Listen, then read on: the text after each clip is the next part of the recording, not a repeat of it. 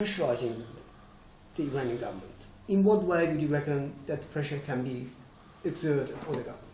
Well, it could be a number of things. It could be through negotiations, if there are trade negotiations, or if there are, I don't know, companies that want to do business in Australia, or just lobbying the ambassador. I mean, we have an ambassador that's here in Australia. It can be as simple as trying to make touch with that representative of the state and making known to them that we feel that it is terrible and unacceptable that people are victimised, that they're imprisoned, that they're repressed, and that they're denied these very important rights. So it could be a number of things depending on what various opportunities arise. Sometimes it's having a visitor here from Iran, which we have had representatives of the trade union movement in Iran to come and speak to other unions here who aren't necessarily as aware as, say, the CFMEU might be about some of these struggles, and then seeing where there might be some further support that can be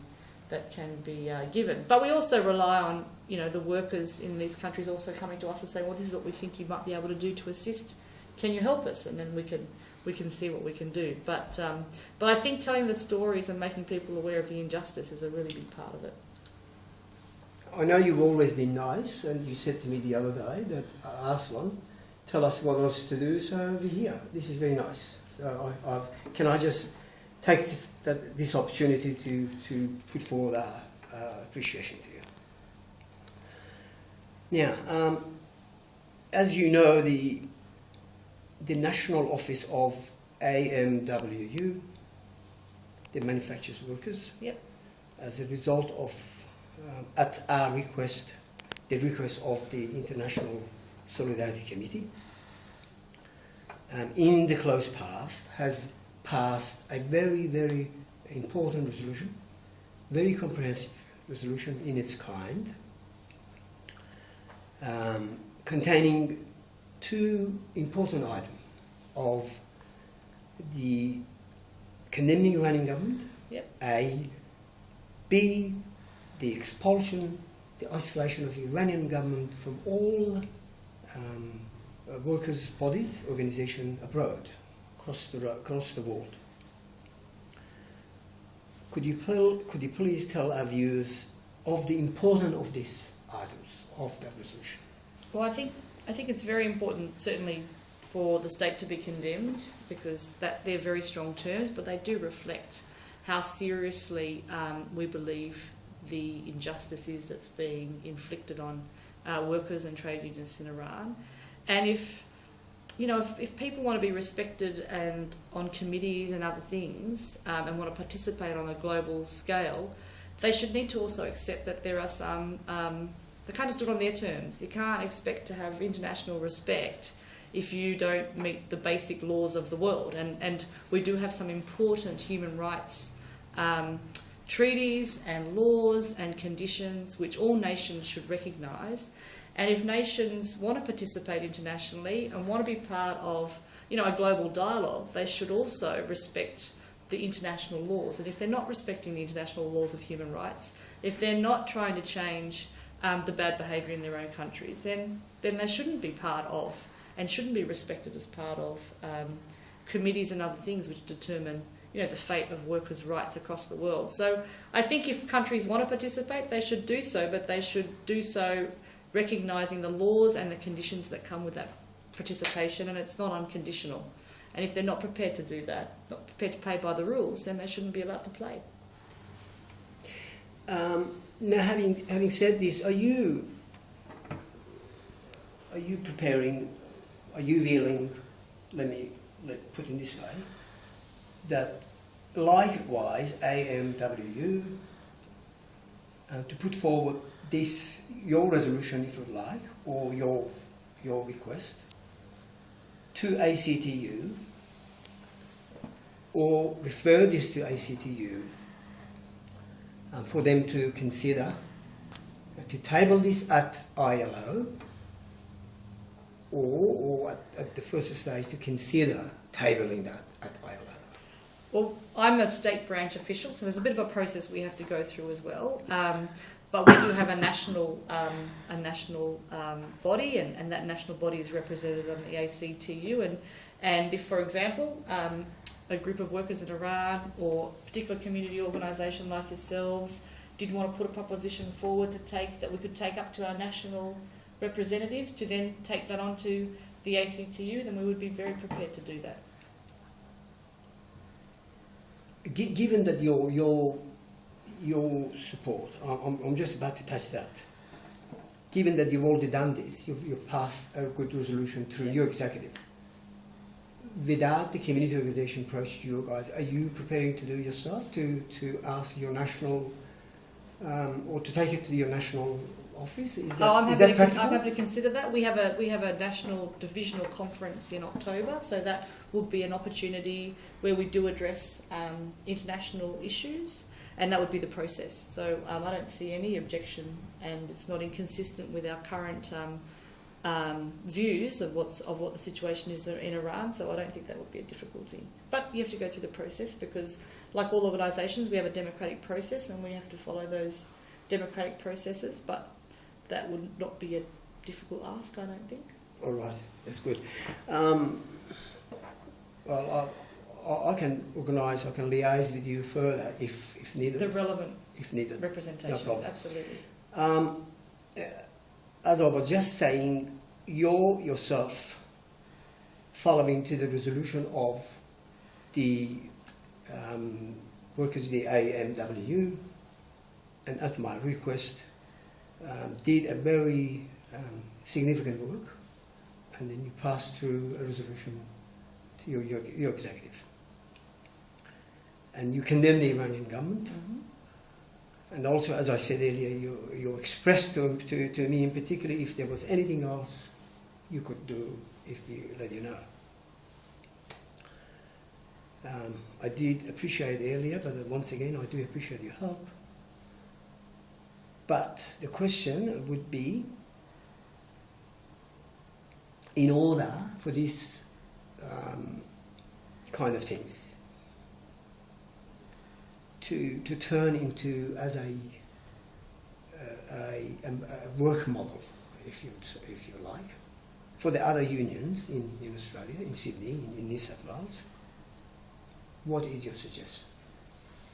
Well, I think we continue to speak with yourselves. We're a very collegiate and united trade union movement in New South Wales and then across the country. So there are always opportunities to speak at forums and then through the official avenues of both the Unions New South Wales, which is our peak body in the state, and then the ACTU, as you've already mentioned, which is the national peak body of the unions in Australia. So it is possible to continue to have that dialogue with other unions, to make them familiar with what's going on.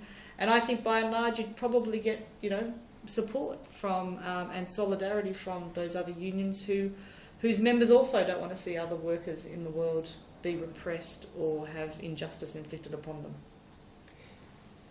So that initiative, are you saying that the initiative could be throughout the effort? Working together. Throughout the effort, the collective work could turn into a work model for the other unions. Now, for sure. How would you contribute this process? Well, we can assist with organising, like I say, connections, meetings, identify where there are some other group and forums where union officials and union members come together, and we try and build those relationships and those dialogues, because that's really what builds solidarity at the end of the day. All right. I've got another question, relatively, slightly again different to the others that I've been asking. There is a news that Julie Bishop travels to Iran this month. I didn't know that. Yes.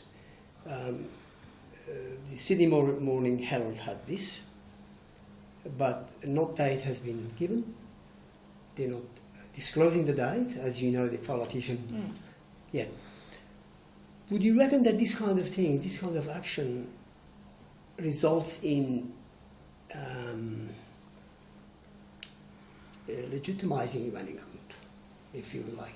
Well, it depends on what reason she's going there for, but I suppose in one view of it is, yes, it does. And countries like Australia and their politicians should be careful about not giving strength to regimes that repress or restrict or violate human rights. So yes, I think Australia's got to be very be careful, but also our politicians should also engage with these countries to also raise issues of concern around human rights. So Australia's done that in respect of China and other parts of the world. So it depends. Like I say, I don't know the reason why she's going over there. I don't know if it's got to do with the more recent activities that have been taking place around Iran and nuclear proliferation and other things. But I think, yeah, Australia does have to be careful not to give legitimacy to states which repress their people, and to the extent there is dialogue, if it's appropriate, it needs to be done very carefully. How is your energy going? You still energized? No, my energy's fine. You're still energy good? All right. Now, we're just about to pack up. Sure. To wrap up for the thinking, but before I do so, what is, you mentioned throughout your talk, but let's finish up, conclude our interview by asking you that question. What is your message to Iranian workers? Well, I think the message from the CFMEU, the Construction, Forestry, Mining and Energy Union, is that you have the support and the solidarity of construction, forestry, mining and energy workers in Australia.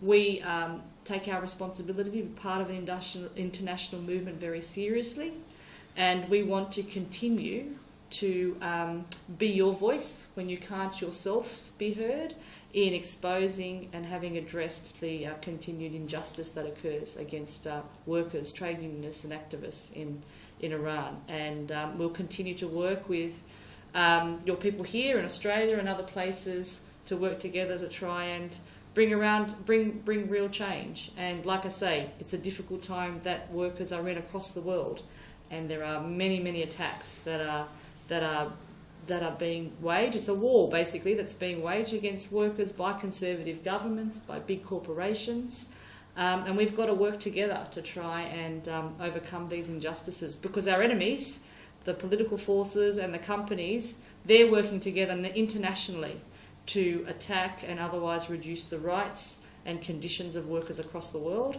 and we need to be a bit more organised and better organised internationally to struggle and continue to struggle for the recognition of human rights and the improvement of conditions in all parts of the world, whether it's Australia, whether it's Iran, whether it's in Latin America, whether it's in Africa. I mean, we need to work together as workers to bring about change in this world. More your talk, more question. You make me to come to more question. Now, from my gathering, you're putting stress on the class solidarity.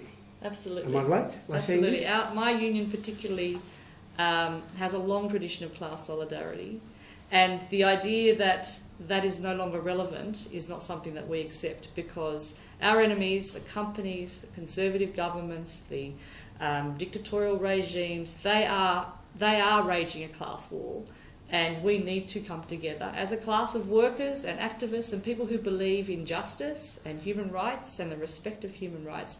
Need to come together as a class to fight against it. And I think that's a proud history of my union and across all the divisions, and it's something that I think is the basis for the ideals which we hold. So the Workers United, we've never been defeated. Is that what you're saying? Absolutely, that's right. Now, a big tap on your shoulder, can I just say this? This is very important.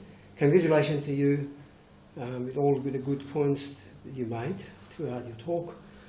The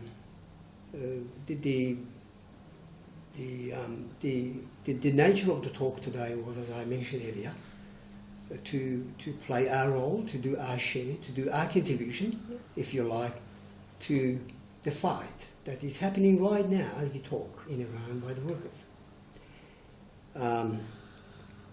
So let's again conclude by saying that, by hoping that this interview, by broadcasting through the TV, can provide hope to the Iranian workers, if you like, and to make them to go further for the fight. It was very nice. It was great to have you with us, and looking forward to have you again if needed. I'd be happy to. You won't be. I won't be leaving you. So that's all right. I won't be leaving you alone. Well, so. Having good relationships with all workers is very important, and like I said, it's very important in this great struggle that we all have to not just improve conditions but to retain conditions. So we need to work together. So I'll be very pleased to talk to you again. Thank you very much for your time. Thank you. Thank you.